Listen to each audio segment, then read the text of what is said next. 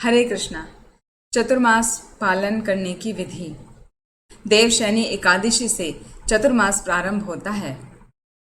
चतुर्मास वैष्णव शुद्ध भक्ति की प्राप्ति के लिए करते हैं। देवशयनी एकादशी से ही चतुर्मास व्रत प्रारंभ होता है और देवशयनी एकादशी के दिन भगवान शयन करते हैं।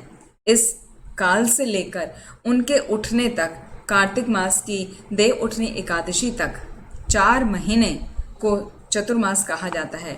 इस काल से भगवान के शयन करने और उनके उठने तक 4 महीने भगवान के गुण, लीला आदि का श्रवण और कीर्तन करके इस व्रत का पालन किया जाता है। एक बार युधिष्ठिर महाराज भगवान कृष्ण से पूछने लगे, भगवान किस प्रकार इस चतुर्मास का पालन करना चाहिए, कृपया इस बारे में आप कहिए। भगवान श्री कृष्ण ने कहा, हे राजन, जब सूर्य कर्क राशि में प्रवेश करता है उस समय अखिल ब्रह्मांड के पालक भगवान मधुसूदन शयन करते हैं और जिस समय सूर्य तुला राशि में प्रवेश करता है उस समय भगवान निद्रा से जाग जाते हैं। शयन एकादशी से चतुर्मास प्रारंभ होता है और कार्तिक मास की देवउठनी एकादशी तक चलता है।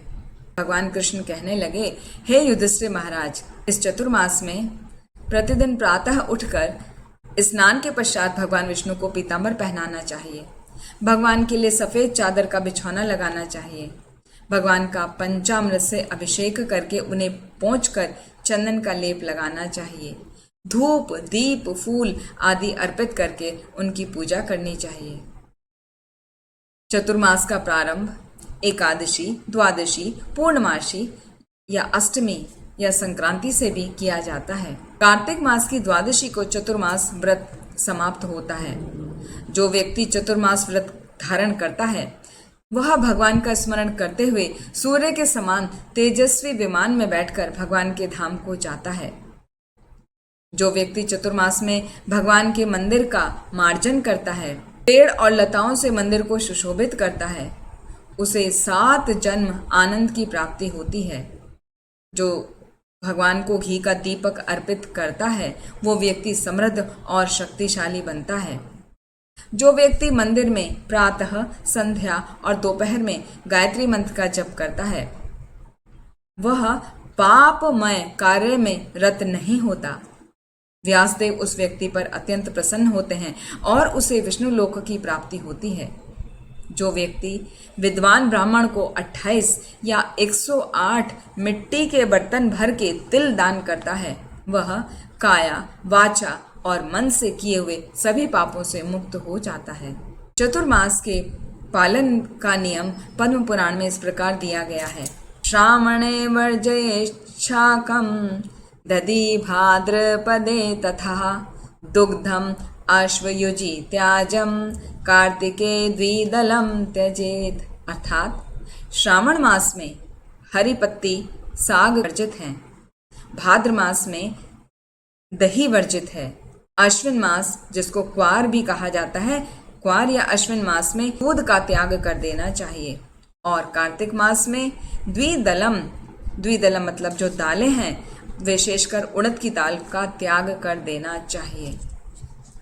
और इस समय में चतुर्मास में भगवान जनार्दन जब तक निद्रा में रहते हैं उस समय तक व्रतधारी व्यक्ति को पलंग पर नहीं सोना चाहिए। 4 महीना सहवास नहीं करना चाहिए। दिन में 1 बार ही अन्न ग्रहण करना चाहिए और जो बिना परिश्रम के आसानी से भोजन प्रसाद के रूप में मिल जाता है उतना ही ग्रहण करना चाहिए। चतुर्मास में जो कोई भी भगवान विष्णु के सामने गायन करता है उसे गंधर्व लोक की प्राप्ति होती है। जो गुड़ का, मिठाइयों का, स्वीट का त्याग करता है उसे पुत्र, पौत्र आदि की प्राप्ति होती है। जो व्यक्ति तेल का त्याग करता है वह रूपवान होता है और उसके सभी शत्रुओं का नाश होता है। जो व्यक्ति अपनी खुशी के लिए नहीं वरन भगवान की सेवा के लिए फूलों का उपयोग करता है उसे विद्याधर लोक की प्राप्ति होती है। पान खाना वर्जित करने से व्यक्ति निरोगी होता है।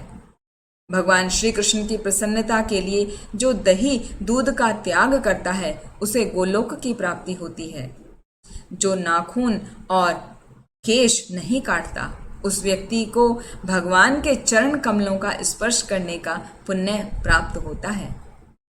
जो भगवान के मंदिर की चतुर्मास में परिक्रमा करता है वह हंस विमान में सवार होकर भगवत धाम को जाता है। तो आइए हम सभी चतुर्मास के नियमों का पालन करें और भगवान के नाम, रूप, गुण आदि का श्रवण करें, हरि नाम का ज़्यादा से ज़्यादा जप करें और अपना जीवन सफल बनाएं। हरे कृष्ण कृष्ण कृष्ण हरे हरे, हरे राम राम राम हरे हरे। हरे कृष्ण। आप सभी का बहुत बहुत धन्यवाद।